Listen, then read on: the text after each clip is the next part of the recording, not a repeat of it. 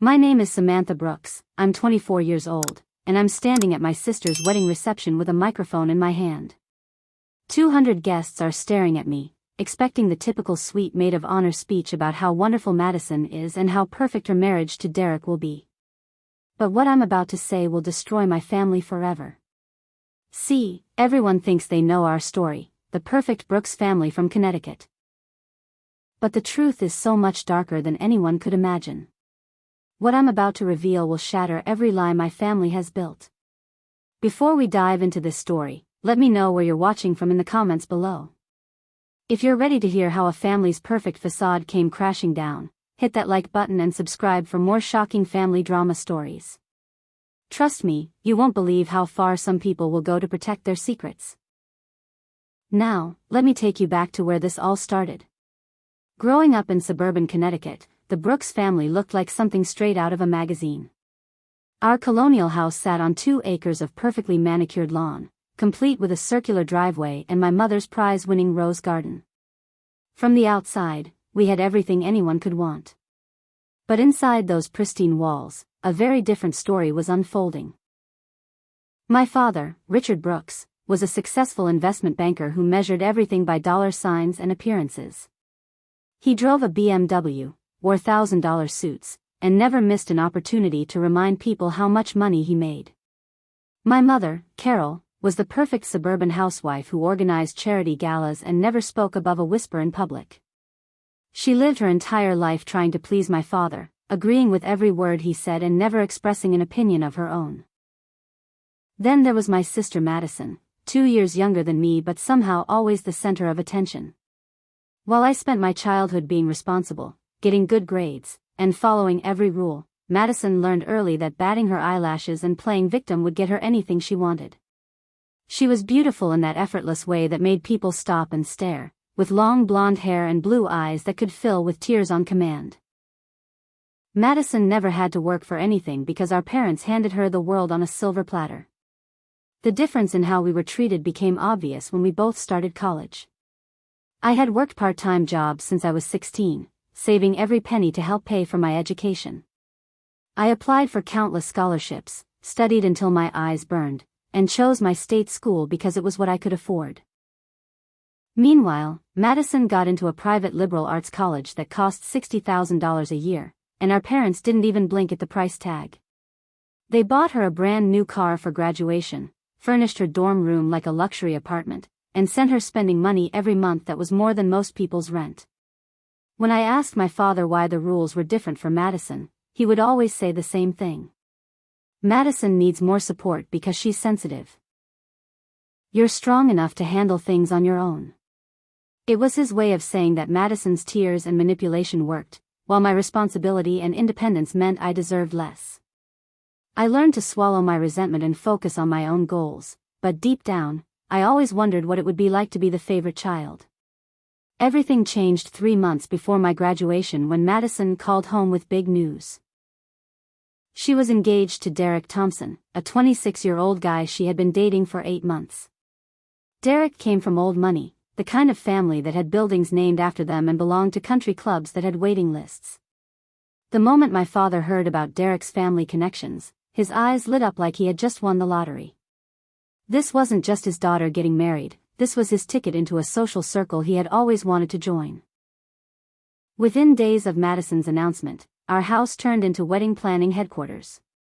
My mother spent hours on the phone with caterers and florists while my father wrote checks without even asking the amounts. They booked the most expensive venue in the state, hired a wedding planner who charged more than most people made in a year, and started talking about inviting 500 guests. Madison soaked up every moment of the attention, making increasingly elaborate demands and throwing tantrums when anything didn't go exactly her way. I tried to be supportive, I really did. I congratulated Madison, helped her look at dresses, and listened to hours of wedding planning details. But with every passing day, I felt more invisible. My parents forgot about my upcoming graduation, stopped asking about my job search, and treated me like unpaid wedding staff. When I mentioned that I had final exams during the same week as her engagement party, my father looked at me like I had said something offensive. "Your sister only gets married once," he said coldly. Your grades can wait. That comment should have been my first warning about what was coming. But I was still naive enough to think that family meant something, that blood was thicker than wedding plans. I had no idea that Madison was already plotting to destroy everything I had worked for, or that my parents would willingly help her do it. All I knew was that suddenly, being the responsible daughter didn't matter anymore. The only thing that mattered was Madison's perfect wedding to her perfect fiancé, and anyone who got in the way would be crushed. 3 months before the wedding, I discovered something that would change everything I thought I knew about my sister. It was a Tuesday evening, and I had come home from my internship to grab some dinner before heading back to the library to study. Madison was supposed to be at her apartment near campus, so I was surprised to find her laptop open on the kitchen counter. What I saw on the screen made my blood run cold. Madison was logged into her college portal, and spread across the screen were grades that told a completely different story than what she had been telling our parents. Instead of the Dean's List achievements she claimed, I saw a string of failing grades, incomplete assignments, and academic probation notices. She was literally failing out of college while our parents bragged to their friends about their honor student daughter. But what made it worse was what I found when I looked closer at her files. She had been forging transcripts, creating fake grade reports, and even photoshopping Dean's List certificates to show our parents. Madison had turned lying into an art form, complete with fake emails from professors praising her work and forged scholarship award letters. The level of deception was staggering, and it explained why she never wanted our parents to attend any college events or meet with her advisors. When I confronted her about it the next day, Madison's reaction was swift and terrifying. She didn't deny anything or try to make excuses. Instead, she looked me straight in the eye and said, "If you tell anyone about this, I will ruin your life. And trust me, I know exactly how to do it." The coldness in her voice sent chills down my spine. This wasn't my spoiled little sister throwing a tantrum.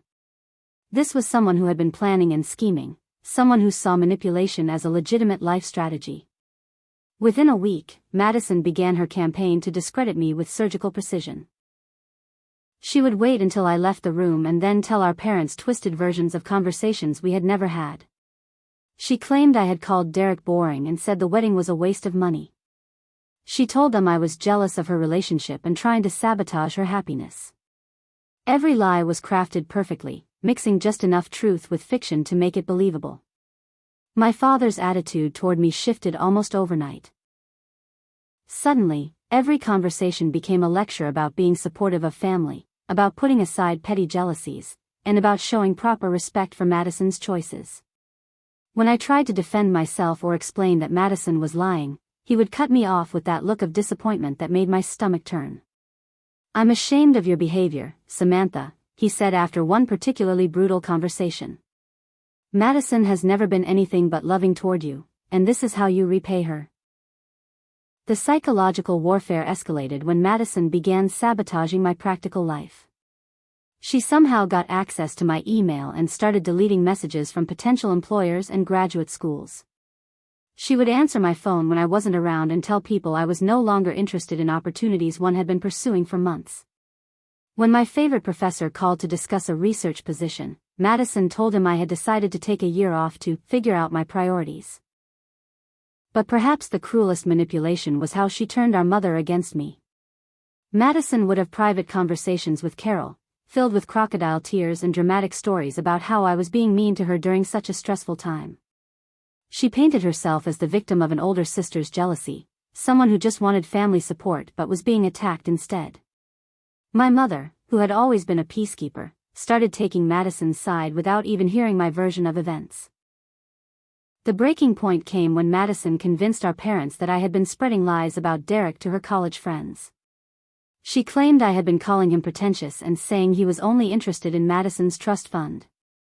Of course, I had never said any such thing, but Madison had screenshots of fake text conversations and witnesses who backed up her story. I later realized she had been paying her sorority sisters to lie for her, but at the time, the evidence seemed overwhelming. My father's punishment was swift and brutal. He cut my monthly allowance in half and told me I needed to earn back his trust through my behavior. He also informed me that my car privileges were suspended until I could prove I was capable of being a supportive family member. Suddenly, I was taking buses to my internship while Madison continued to drive the BMW our parents had bought her. That night, as I sat in my childhood bedroom feeling completely alone, I realized that the sister I thought I knew had never really existed. Madison wasn't just spoiled or selfish, she was calculating and ruthless. She had identified me as a threat to her perfect life and was systematically destroying my relationship with our parents. And the worst part was that it was working. I was losing my family one lie at a time, and there seemed to be nothing I could do to stop it. 2 months before the wedding, Madison dropped a bomb that I should have seen coming. She wanted me to be her maid of honor. When she asked, her voice was sweet as honey, but I could see the calculation behind her eyes. This wasn't about sisterly love or tradition. This was about control, about having me exactly where she wanted me so she could orchestrate my humiliation in front of everyone who mattered to our family. The maid of honor duties Madison outlined for me were unlike anything I had ever heard of. She expected me to plan and pay for an elaborate bachelorette party in the Hamptons, complete with a private yacht and celebrity chef. When I explained that I couldn't afford something that extravagant, she suggested I could figure it out by taking out student loans or asking our grandmother for money. She also wanted me to organize a spa weekend for her bridesmaids, hire a professional photographer for their dress shopping trips, and coordinate welcome bags for out-of-town guests that would cost more than my monthly rent. But the financial demands were just the beginning. Madison had very specific ideas about how I should look and behave during her wedding festivities. She chose a maid of honor dress that was deliberately unflattering, a sickly yellow color that washed out my complexion and a style that made me look frumpy and shapeless. When I suggested we look at other options, she insisted this dress was perfect and accused me of trying to upstage her on her special day. The scheduling of wedding events seemed designed to sabotage my academic success. Madison planned her engagement party during my most important final exam, her dress fittings during my thesis defense preparation, and her rehearsal dinner the night before my biggest job interview of the year.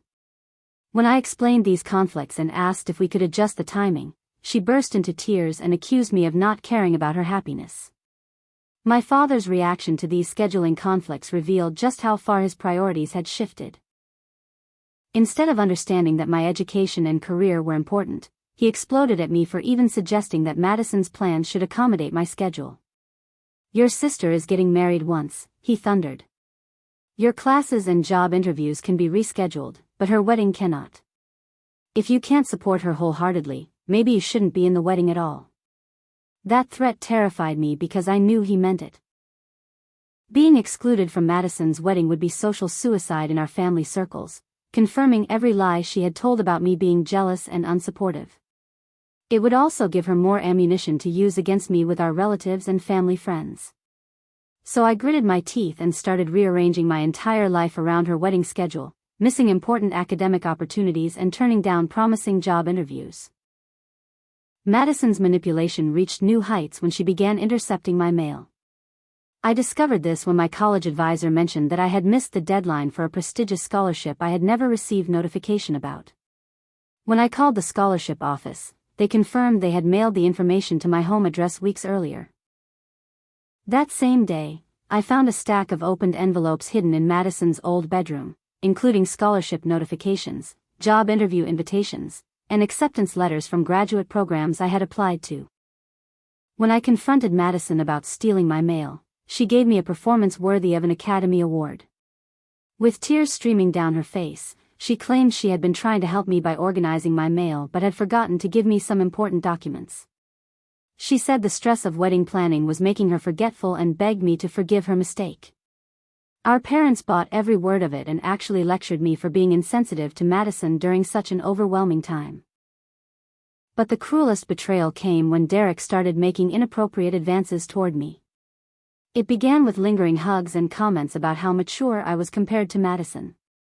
Then he started texting me late at night, making suggestive comments and asking if I wanted to go for private drives to discuss family matters. When his behavior escalated to grabbing me inappropriately during family dinners, I knew I had to tell Madison what her fiancé was really like. Madison's response was the most shocking thing yet. Instead of being angry at Derek, she turned on me with pure venom. She accused me of seducing her fiancé, of being jealous of their relationship and trying to break them up. She claimed I had been flirting with Derek since the day they met and had probably planned this whole scenario to ruin her wedding. When I tried to show her the inappropriate text messages Derek had sent me, she said I had probably photoshopped them or sent flirtatious messages first to encourage his behavior. My father's reaction when Madison told him about Derek's advances was the final nail in my coffin. He didn't question Derek's behavior or ask for my side of the story. Instead, he told me that I was clearly not mature enough to handle being around Madison's fiancé without causing problems. He cut off my car privileges entirely, forcing me to take public transportation everywhere, and informed me that I would not be allowed to attend any more wedding-related events unless Madison specifically requested my presence. That night, lying in my childhood bed while my sister planned her perfect wedding downstairs, I realized I was completely trapped. Madison had systematically destroyed my credibility with our parents, sabotaged my academic and professional opportunities, and now she was using her fiancé's predatory behavior as another weapon against me. I felt like I was drowning in lies and manipulation, with no way to surface for air.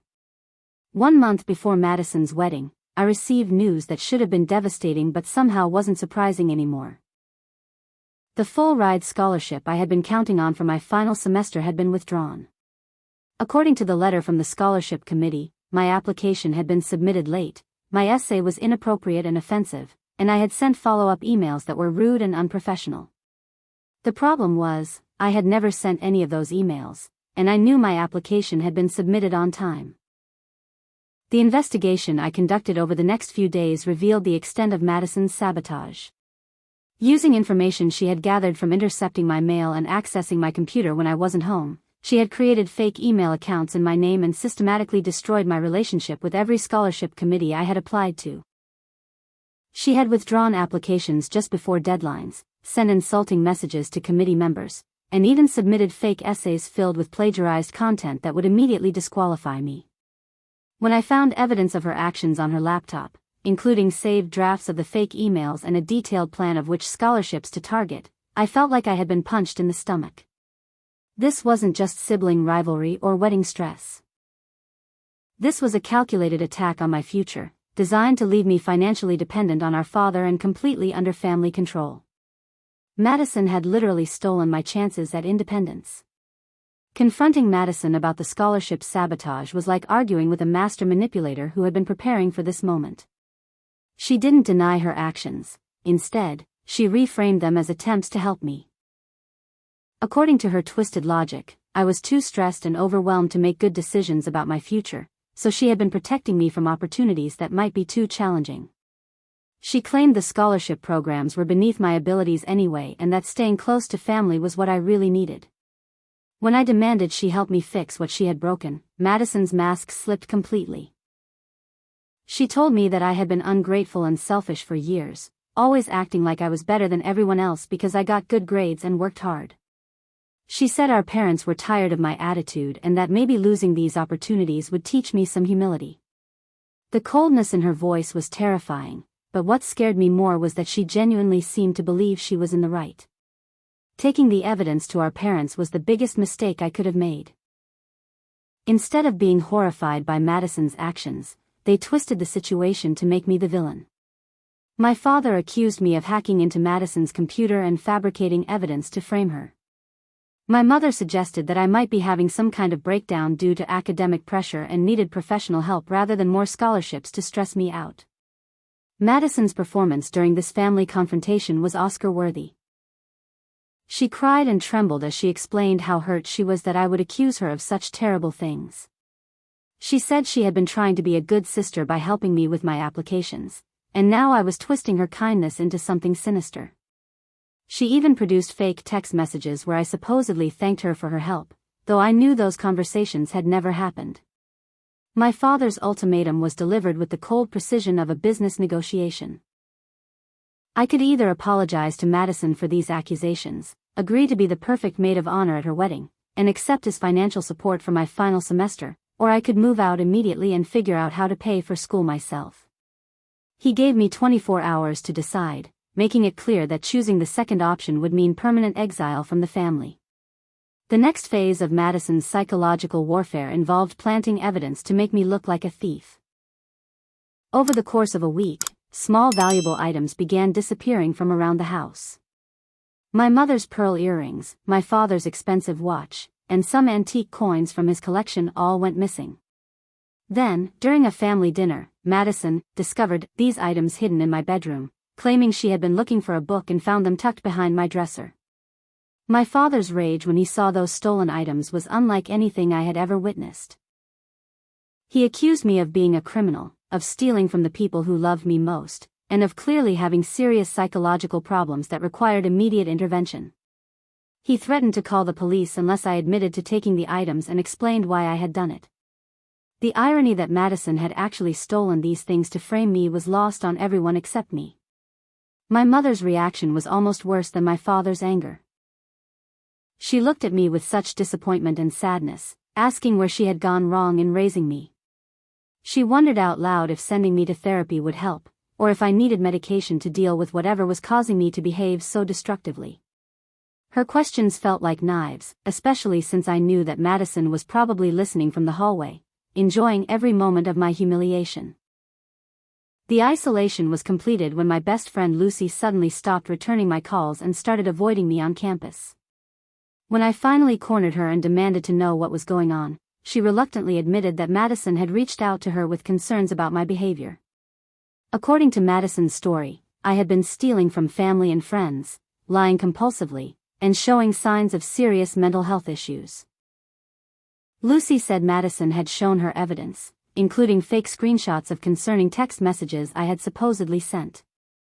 What made Lucy's betrayal particularly painful was discovering that Madison had bought her loyalty with expensive gifts and promises of connections to Derek's wealthy friends.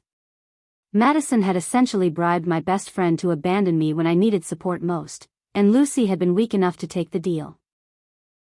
Losing my closest friendship felt like losing the last piece of my old life, the life where I thought I knew who I could trust. That night, as I sat in my room surrounded by the evidence of Madison's manipulations that no one would believe, I realized I was completely alone. My sister had systematically destroyed every support system I had, turned my parents against me, sabotaged my future, and isolated me from my friends. I felt like I was drowning in quicksand, and every attempt to struggle free only pulled me deeper. But somewhere in that despair, a small flame of anger began to burn, and I started to wonder if it was time to stop being the victim and start fighting back. 2 weeks before Madison's wedding, she delivered what she probably thought would be the final blow to my spirit. She wanted me to give a maid of honor speech at the reception, but not just any speech. She handed me a typed script filled with lies about our wonderful sisterly relationship, stories about how she had always been my role model, and praise for Derek as the perfect man who was lucky to marry such an amazing woman. Reading those words felt like swallowing poison, but Madison made it clear that deviating from the script would have serious consequences. The speech wasn't just humiliating, it was a complete rewriting of our history. According to Madison's version of events, she had been the supportive older sister who helped me through difficult times, encouraged my dreams, and always put family first. The script painted me as the difficult sibling who had struggled with jealousy but had finally learned to appreciate Madison's kindness. Every word was designed to cement the false narrative she had been building for months. But Madison's cruelty went beyond just the speech. That same week, I discovered she had been reading my diary for months, using my most private thoughts and fears as ammunition against me. She knew about my insecurities, my relationship problems, and my deepest secrets, and she had been weaponizing that information in conversations with our parents and friends. The violation felt almost physical, like she had been living inside my head and stealing pieces of my soul. The diary wasn't the only privacy violation. Madison had also been recording my phone conversations using an app she had installed on the family computer. She had hours of audio of me venting to friends about family stress, discussing my concerns about Derek, and expressing frustration with the wedding planning. She had edited these recordings to make me sound unstable and vindictive, creating evidence that supported every lie she had told about my character. The betrayal that broke something fundamental inside me involved my grandmother, the one family member who had always been my ally. Grandma Rose had been like a second mother to me, someone who listened without judgment and offered wisdom when I felt lost. But when I called her seeking comfort during this nightmare, I discovered that Madison had gotten there first. According to my grandmother, Madison had called her weeks earlier with concerns about my mental health. She had shared edited recordings of my phone calls, fake screenshots of troubling text messages, and stories about my increasingly erratic behavior. She painted a picture of someone having a breakdown who might be dangerous to herself or others. My grandmother, who was 82 and lived across the country, had no way to verify these claims and had simply believed Madison's convincing performance. When I tried to explain the truth to my grandmother, she gently but firmly suggested that I might need professional help. She said Madison had shown her evidence that was very concerning, and that sometimes people in crisis couldn't see their own behavior clearly. The conversation ended with my grandmother promising to pray for me and asking me to please get the help Madison was so worried about me needing. Madison's most devastating attack targeted my relationship with my boyfriend Jake, the one person outside my family who knew the real me. Jake was a graduate student in engineering who had been nothing but supportive throughout the wedding planning nightmare. He was my safe harbor, the person I could be honest with about my family's dysfunction. But Madison saw our relationship as a threat to her control over my life. The seduction was subtle but effective. Madison started showing up at places where she knew Jake would be, dressed to kill and full of stories about how worried she was about me. She painted herself as the concerned sister who just wanted to help but didn't know what to do. She shared carefully edited versions of my private conversations, making me sound unstable and paranoid. She even showed Jake fake text messages where I supposedly said terrible things about him. When Jake started pulling away from me, confused and concerned by Madison's revelations, I knew exactly what was happening. But by the time I tried to explain the truth, Madison had already poisoned his mind against me. She had convinced him that I was having some kind of breakdown and that staying with me might actually be enabling destructive behavior. The breakup happened just 3 weeks before the wedding, leaving me emotionally shattered when I was already at my lowest point. My father's financial abuse escalated during this period in ways that felt designed to crush my spirit completely. He canceled my health insurance, claiming I needed to learn financial responsibility. He stopped paying for my campus meal plan, forcing me to choose between buying food and buying textbooks. When I asked for help with basic expenses, he told me that supporting Madison's wedding was the family's priority and that I needed to find a part-time job if I wanted spending money. My mother's contribution to my isolation was perhaps the most painful because it came wrapped in false concern. She would sit me down for heart-to-heart conversations where she expressed worry about my behavior and suggested that I might benefit from therapy or medication. She never directly accused me of lying, but she made it clear that she believed Madison's version of events over mine. Her gentle gaslighting was somehow worse than my father's open hostility. Madison's second major manipulation involved staging a fake panic attack during a family dinner. She had been provoking me all evening with subtle digs and passive-aggressive comments, and when I finally snapped and raised my voice, she collapsed dramatically, hyperventilating and claiming I had attacked her. The performance was so convincing that my parents nearly called an ambulance, and they spent the rest of the evening comforting Madison while treating me like a dangerous criminal. My father's reaction to this incident nearly resulted in my complete disownment. He told me that I was clearly unstable and possibly dangerous, and that he was considering having me evaluated by a psychiatrist. He said that attacking Madison during her wedding preparations showed that I needed serious help, and that maybe spending some time in a treatment facility would be good for me. The threat was clear: conform to Madison's narrative or face involuntary commitment. The only thing that saved me from that fate was Derek's intervention, though I later realized his motives were entirely selfish. He convinced my father that having me committed right before the wedding would create a scandal that could damage their family's reputation. He suggested that it would be better to wait until after the honeymoon to address my issues, giving everyone time to figure out the best approach. I was grateful at the time, but I eventually understood that Derek was protecting his own interests, not mine. The complete breakdown came 3 days later when the weight of months of psychological warfare finally crushed my spirit. I couldn't eat, couldn't sleep, and couldn't focus on anything except the constant barrage of attacks on my sanity and character. I seriously considered dropping out of college, disappearing somewhere my family could never find me, and starting over with a completely new identity. The girl who had once been confident and successful felt like a stranger I could barely remember. But in that moment of absolute despair, something shifted inside me. Maybe it was anger, maybe it was self-preservation, but I suddenly realized that I had been playing defense for months while Madison systematically destroyed my life. I had been trying to prove my innocence to people who had already decided I was guilty, fighting fair while my opponent used every dirty trick in the book. If I was going to survive this, I needed to stop being the victim and start being the hunter. The decision to fight back came with a clarity that surprised me. I had spent months defending myself against Madison's lies, but I had never gone on the offensive. If my sister wanted to play dirty, then I would show her what real investigation looked like. I started by securing my personal information, changing all my passwords, and setting up a separate email account that Madison couldn't access. Then I began documenting everything, taking screenshots, making recordings, and building a case that would expose the truth about my family. My first major discovery came when I managed to access Madison's social media accounts using passwords I remembered from years ago. What I found was a sophisticated cyberbullying operation that made my blood run cold. Madison had created multiple fake profiles to harass classmates she disliked, spreading rumors, sharing embarrassing photos, and even making threats. She had driven at least 3 girls to transfer schools and had caused so much psychological damage that one of her victims had attempted suicide. The academic fraud went far deeper than I had originally discovered. Madison wasn't just failing her classes. She was running an elaborate cheating ring that involved bribing teaching assistants, paying other students to write her papers, and even hacking into professors' computers to steal exam answers. She had been selling test answers to other students for hundreds of dollars each, turning academic dishonesty into a profitable business. But the most shocking revelation involved Derek and his criminal activities.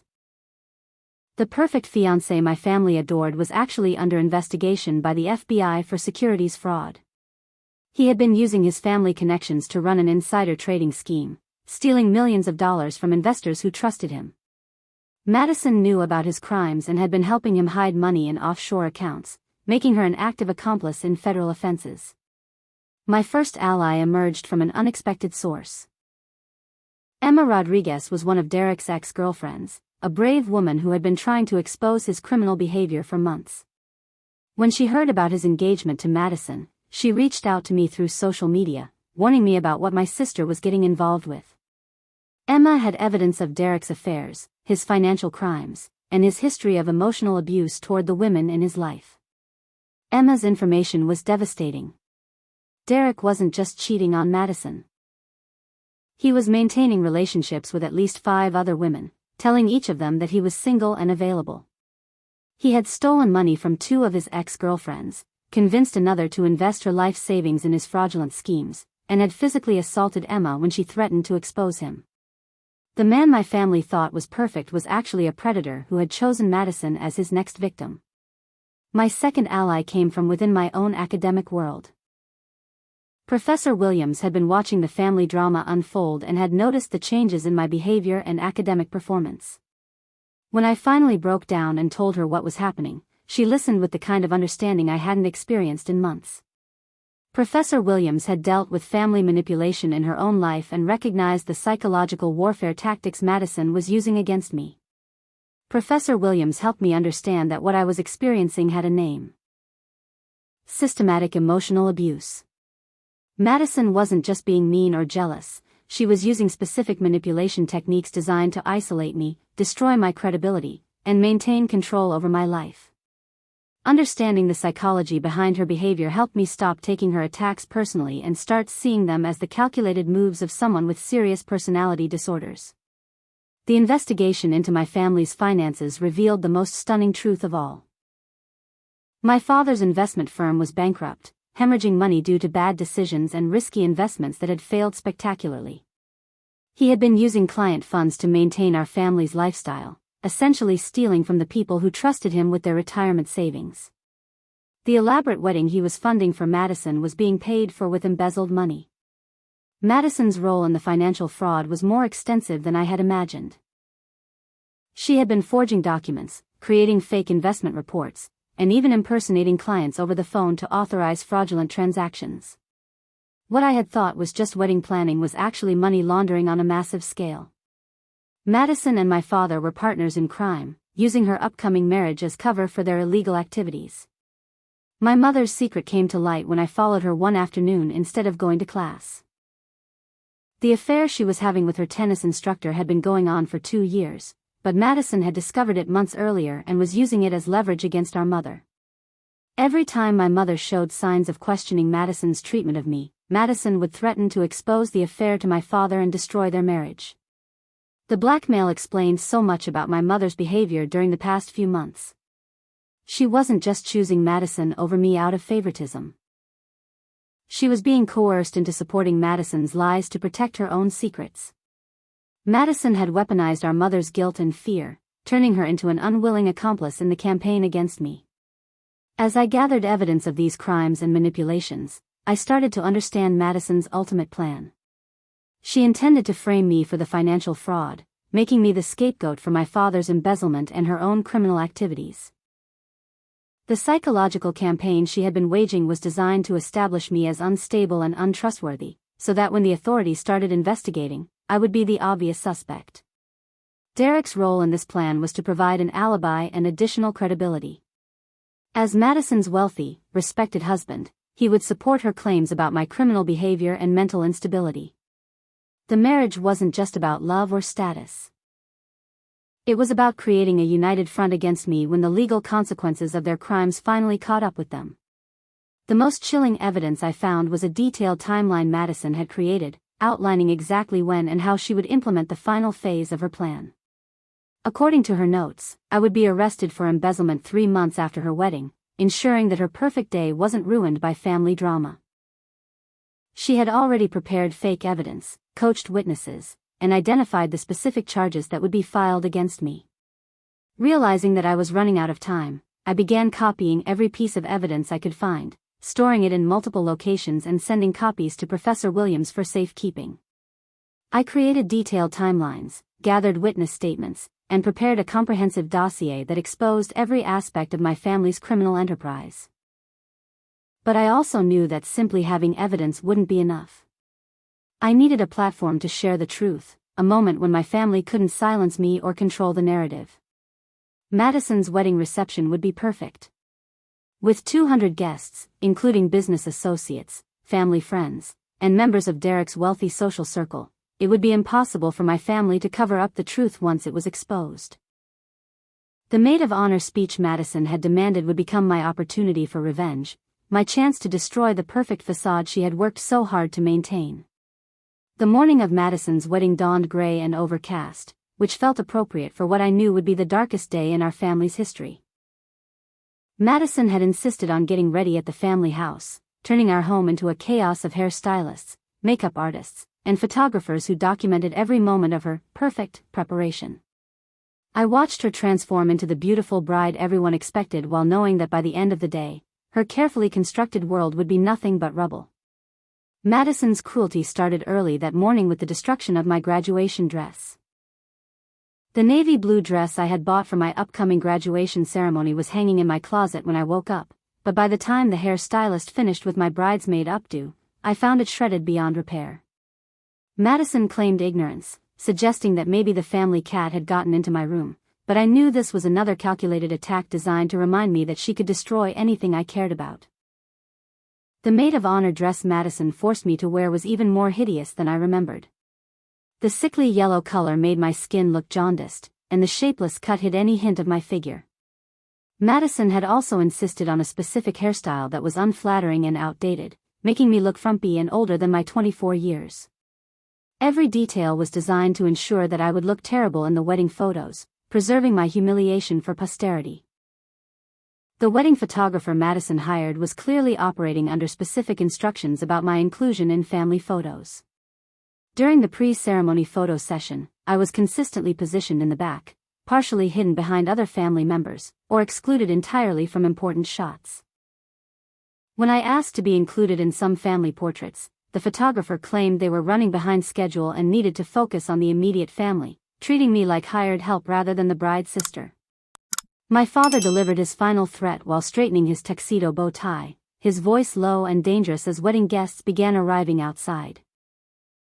He reminded me that any behavior that embarrassed the family or disrupted Madison's perfect day would result in immediate and permanent consequences. He had already prepared legal documents to cut me out of his will, and he made it clear that one wrong word during my speech would activate those papers. The guest list Madison had assembled was a cruel masterpiece designed to maximize my humiliation.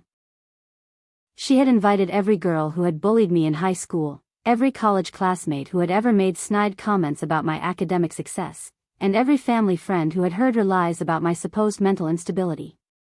They were all there to witness what Madison probably thought would be my final defeat, my public admission that she was the perfect daughter and I was the family disappointment.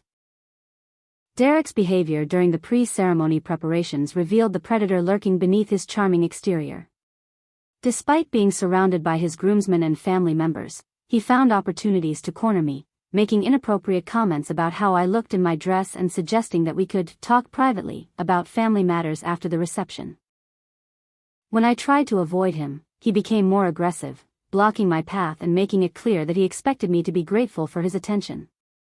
Madison's final manipulation before the ceremony was staging an accident that ruined my makeup and hair. She claimed she had tripped while carrying a glass of red wine, splashing it across my dress and face just 30 minutes before we were supposed to walk down the aisle. The makeup artist had to completely redo my face with minimal time and supplies, leaving me looking pale and disheveled while Madison remained flawlessly beautiful. My mother's breakdown happened in the bride's dressing room, where she pulled me aside for what she probably thought would be a final heart-to-heart conversation. Through tears, she begged me to just get through today, without causing any problems.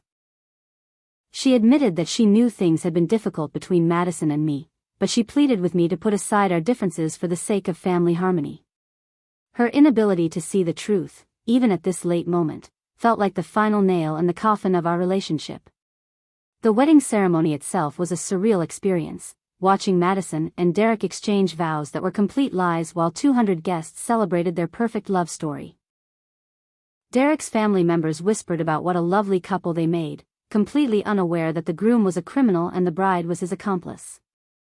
Madison's tears during the ceremony were real, but I suspected they came from relief that her plan was working rather than from genuine emotion about marrying Derek. Madison's performance during the vows was Academy Award worthy, speaking about trust, honesty, and building a life together based on shared values. She promised to support Derek through anything, to be his partner in all endeavors, and to always put their relationship first. The irony was staggering, considering that their entire relationship was built on criminal conspiracy and mutual manipulation. During the receiving line after the ceremony, I watched Madison and Derek greet their guests with perfect smiles while I stood beside them feeling like an imposter in my own family. Guest after guest congratulated them on their beautiful wedding, complimented Madison on her dress and makeup, and wished them a lifetime of happiness. No one seemed to notice that the maid of honor looked like she was attending a funeral rather than a celebration.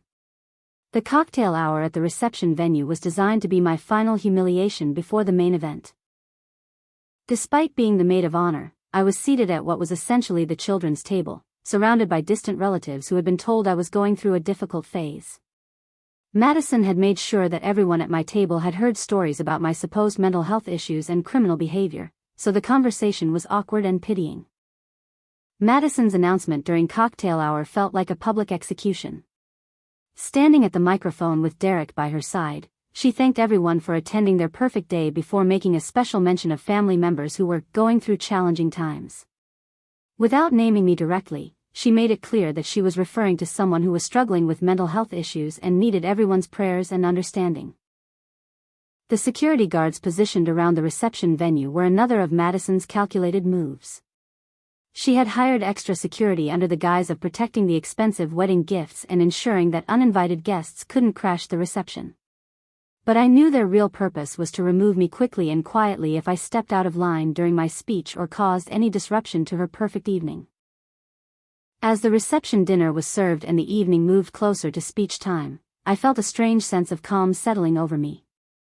I had spent months being the victim of Madison's psychological warfare, but tonight I would finally fight back.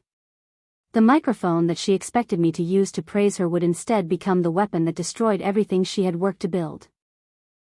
Her perfect wedding was about to become the stage for the most spectacular family implosion anyone in attendance would ever witness. The moment arrived with the clinking of champagne glasses and the expectant hush of 200 wedding guests settling in to hear traditional speeches about love, family, and happily ever after. I stood up slowly, my hands steady despite the magnitude of what I was about to do, and walked to the microphone that Madison had positioned prominently at the front of the reception hall. She was beaming at me from the head table, probably thinking this was her moment of ultimate triumph, the culmination of months of psychological warfare that would end with my public surrender to her perfect narrative. I began exactly as Madison expected, my voice warm and conversational as I introduced myself to the assembled crowd. Good evening, everyone. For those of you who don't know me, I'm Samantha Brooks, Madison's older sister and maid of honor. I've been looking forward to this moment for months, the chance to stand before all of you and tell the truth about my sister and her wonderful new husband. The guests smiled and settled back in their chairs, wine glasses in hand, completely unprepared for what was coming next. The first bomb I dropped was about Madison's academic career, delivered with the same cheerful tone I might use to discuss the weather. Many of you have heard our parents bragging about Madison's academic achievements, her Dean's List honors and scholarship awards. What you might not know is that Madison actually failed out of college last semester due to an elaborate cheating scandal that she's managed to keep hidden from our family. The shocked murmurs began immediately, but I continued without pausing, watching Madison's face drain of color as she realized what was happening. I pulled out my phone and activated the presentation I had prepared, images appearing on the large screens Madison had installed to display wedding photos throughout the evening. Instead of romantic pictures of the happy couple, the screens now showed Madison's real transcripts, failed exams, and academic probation notices. These are Madison's actual grades, not the forged documents she's been showing our parents for the past 2 years. But academic fraud is just the beginning of what I discovered about my beloved sister. The revelation about Derek's criminal activities hit the wedding guests like a physical blow, causing gasps and shocked exclamations throughout the reception hall. Derek Thompson, Madison's perfect husband, is currently under FBI investigation for securities fraud and embezzlement. He's stolen over $3 million from investors, including several elderly clients who trusted him with their retirement savings. The screens displayed FBI documents, bank records, and court filings that I had obtained through Emma's connections, each image more damning than the last. Derek's attempt to flee the reception was both pathetic and predictable. He stood up abruptly from the head table, claiming he needed to step outside for air, but several of the male wedding guests blocked his path. Derek's own father, a respected federal judge who had been completely unaware of his son's criminal activities, demanded that Derek sit down and face whatever accusations were being made. The look of betrayal and rage on Judge Thompson's face was almost as satisfying as watching Derek's facade crumble in real time. The financial crimes investigation I revealed next sent shockwaves through the business community representatives in attendance. My father, Richard Brooks, has been embezzling money from his investment clients for over 18 months to fund this lavish lifestyle you see around you. This wedding, which cost over $200,000, was paid for entirely with stolen money. I displayed bank records showing the movement of client funds into personal accounts, documentation of forged signatures, and evidence of fictitious investment returns that had been promised to victims. Madison's role as an active participant in the financial fraud became clear as I showed evidence of her forgery skills, her creation of fake investment documents, and her impersonation of clients during phone calls to authorize fraudulent transactions. Madison isn't just a victim of Derek's influence or our father's poor decisions. She's been an active partner in these crimes, using her acting skills to convince elderly clients to authorize transfers that would steal their life savings. The revelation about my mother's affair and Madison's blackmail scheme added another layer of betrayal to the already shocked crowd. My mother Carol has been having an affair for 2 years, something Madison discovered and has been using to control our entire family dynamic. Every time my mother questioned Madison's treatment of me, Madison threatened to expose the affair and destroy my parents' marriage. The evidence included photos, hotel receipts, and recorded conversations that Madison had been saving as insurance against my mother's potential rebellion.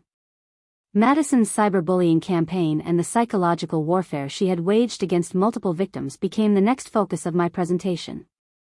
The screens displayed screenshots of fake social media profiles, threatening messages, and evidence of the harassment campaign that had driven 3 of her classmates to transfer schools.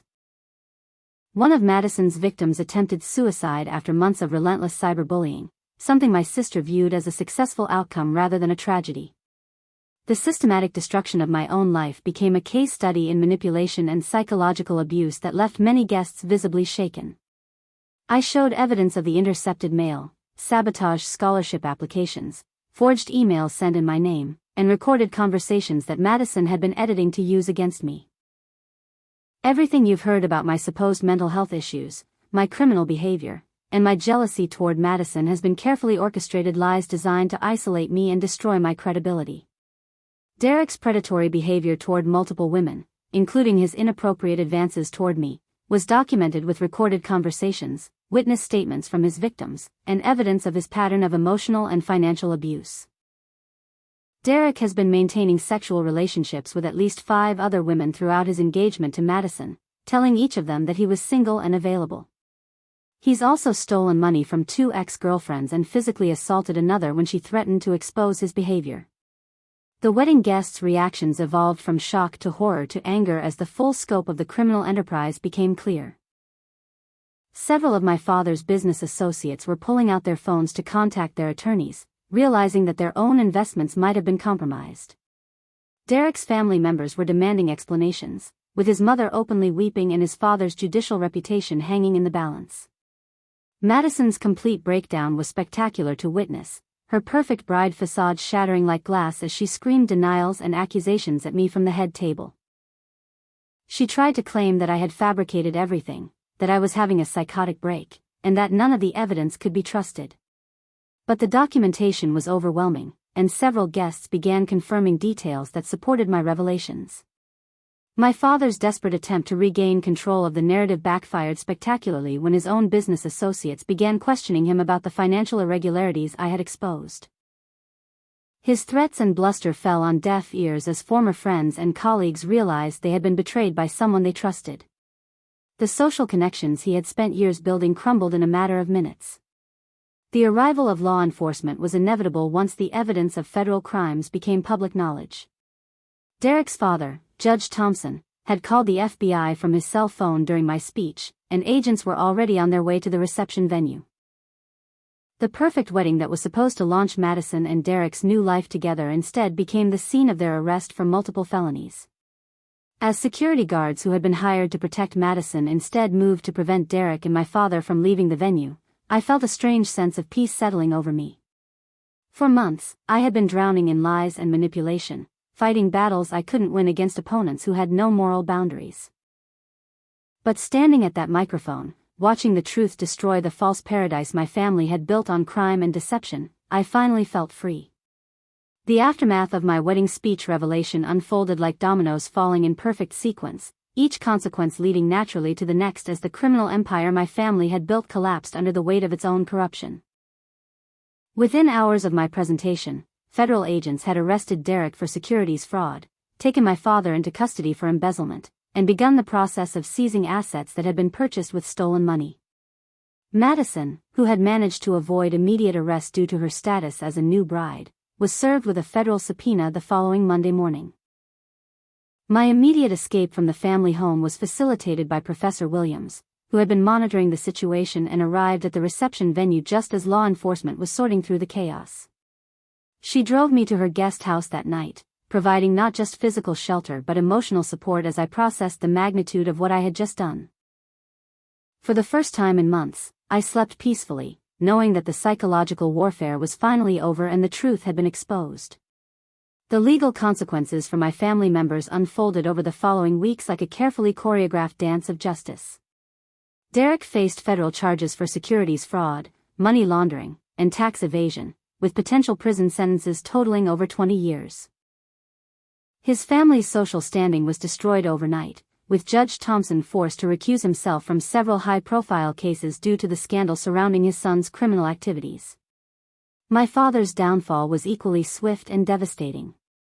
The investment firm he had built over 20 years was dissolved by federal regulators, with client funds frozen pending investigation into the full extent of his embezzlement.